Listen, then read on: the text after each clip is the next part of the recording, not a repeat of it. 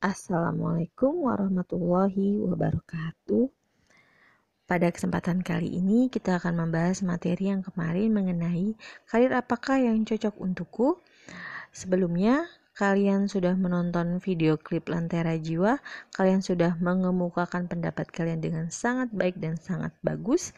Nah, kita akan membahas mengenai faktor-faktor yang mempengaruhi kenapa sih seseorang dalam memilih pekerjaan itu tidak sesuai dengan pendidikannya. Ada banyak faktor. Yang pertama adalah keinginan orang tua atau harapan orang tua terhadap pilihan karir anaknya. Ini sering terjadi pada kalangan siswa, di mana mereka merasa susah mengeluh. Contoh, Bu, saya sebenarnya ingin fakultas olahraga, keolahragaan, FIK. Tetapi ayah dan ibunya tidak menginginkan hal tersebut. Mereka berasal dari keluarga tentara, contoh. Nah, keluarganya ingin anaknya tersebut menjadi tentara juga. Nah, ada dua pilihan terhadap yang harus diputuskan oleh anak tersebut. Pertama, jika dia memang menyukai, dia suka dengan tentara, apa salahnya untuk dicoba? Mungkin karirnya akan lebih baik di sana karena tidak menutup kemungkinan dia mempunyai networking, yaitu orang tuanya.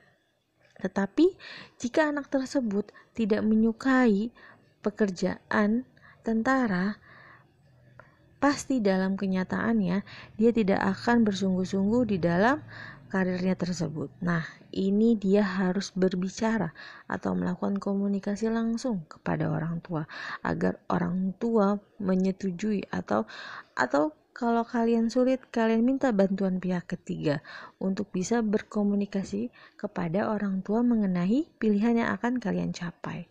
Seperti itu. Dan yang kedua, informasi yang didapat mengenai minat dan bakat yang ada dalam dirinya sangat kurang, yaitu mungkin kalian belum pernah ikut psikotes, di mana psikotes yang sebenarnya yaitu dilakukan selama 4 jam. Di situ secara detail. Nah, setelah hasilnya keluar, pasti kalian akan konsultasi dengan seorang psikolog, di mana apakah benar tes yang kalian isi itu sesuai dengan hasil yang sudah kalian jawab, seperti itu. Jadi, Ibu harapkan kalian mau untuk mengorbankan waktu dan juga biaya untuk melakukan tes minat dan bakat. Tapi, Bu, saya tidak mempunyai biaya. Oke, berarti kalian dapat sesuatu ilmu yang sudah Ibu berikan kemarin, yaitu tes minat bakat dari Kuiper. Itu kalian juga bisa tes apakah kalian condong ke tipe kepribadian seperti apa dan cocok di bidang karir yang seperti apa. Nah, seperti itu. Dan yang ketiga, nah ini banyak banget sering terjadi. Bu, yang penting saya masuk PTN walaupun jurusan tidak sesuai dengan bakat dan minat yang dimiliki. Ini nih contoh kesempatan peluang terbesar. Mungkin karena nilai atau karena keinginan orang tua. Nilainya contoh, saya mempunyai nilai yang tidak mencukupi, Bu, untuk memasuki jurusan matematika. Tapi kayaknya saya lebih condong ke komunikasi. Nah, mau tidak mau, suka atau tidak suka, mungkin kesempatan peluang terbesar kalian di komunikasi. Jika siswa tersebut mau belajar banyak mengenai komunikasi, tidak ada salahnya dicoba. Tapi jika tidak, berarti dia meluangkan kesempatan yang lain. Oke, selanjutnya, mau mencoba sesuatu hal yang baru di luar batas kemampuannya.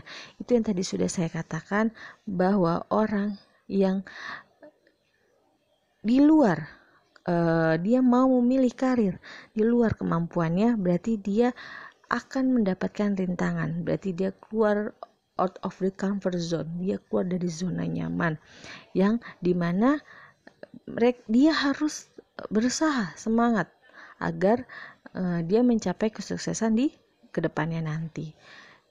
Selanjutnya adalah mengenai pertemanan. atau ingin satu PTN Bu, atau satu jurusan dengan teman sepermainan atau ikut-ikutan. Nah, ini sangatlah dihindari karena bagaimanapun keinginan kalian dengan teman kalian itu sangat berbeda.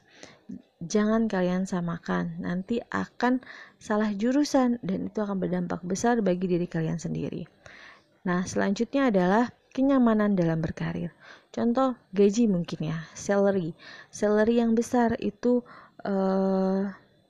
faktornya banyak. Karena gaji yang besar itu mempengaruhi seseorang dalam pemilihan karir. Kalau misalkan saya condongnya bakat saya ke olahraga Bu, tapi sepertinya gajinya kurang.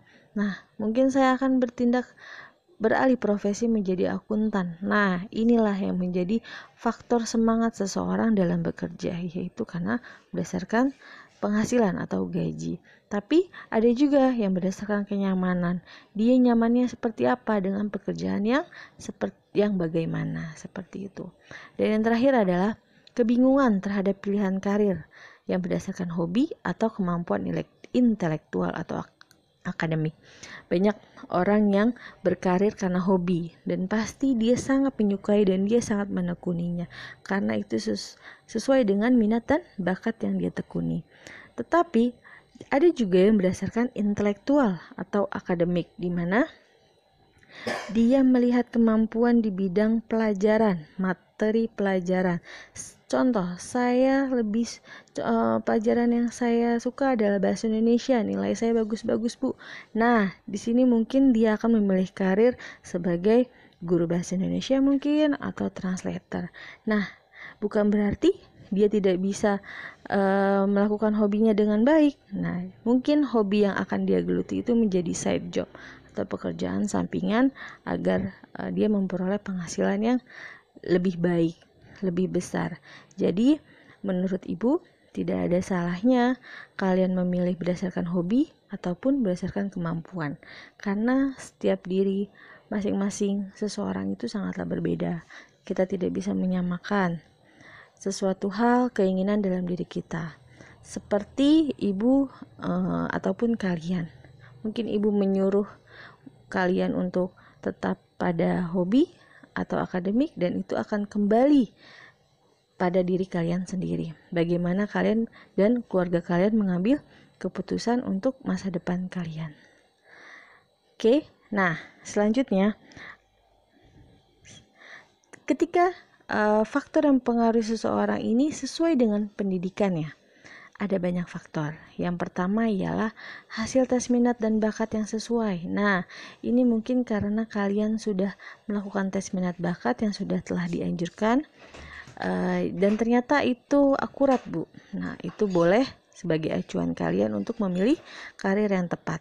Oke, selanjutnya adalah kenyamanan dalam menekuni program studi S1 atau D3. Mungkin ini karena berdasarkan hobi ya Nak. Hobi di mana dia memang nyaman dalam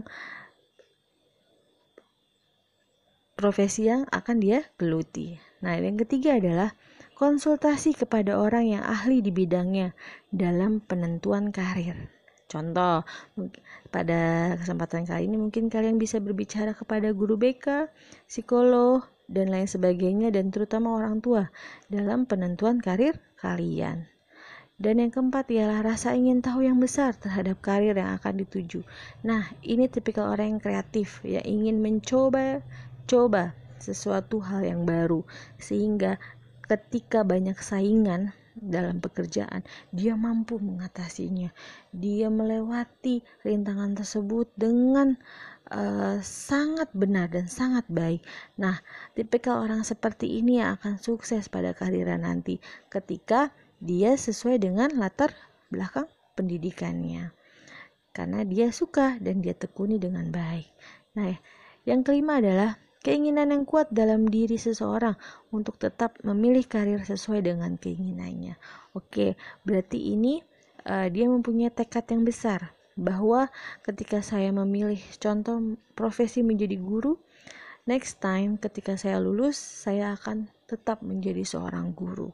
Tapi banyak di luar sana yang alih profesi di luar guru. Tetapi pada kenyataannya itu sesuatu hal yang sia-sia menurut dia, dan bisa jadi dia balik lagi ke profesi guru.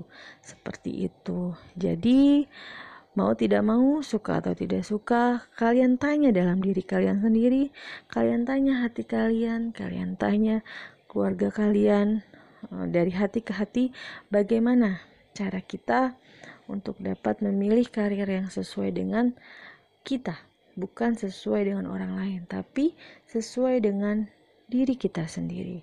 Jangan sampai kita salah jurusan, kita salah memilih, akhirnya akan berdampak pada pekerjaan yang nanti akan kita geluti nanti ke depannya nanti. Jadi ibu harap kalian sebelum lulus SMA kalian sudah bisa menentukan apa minat dan bakat yang ada dalam diri kalian. Tetapi ibu yakin semua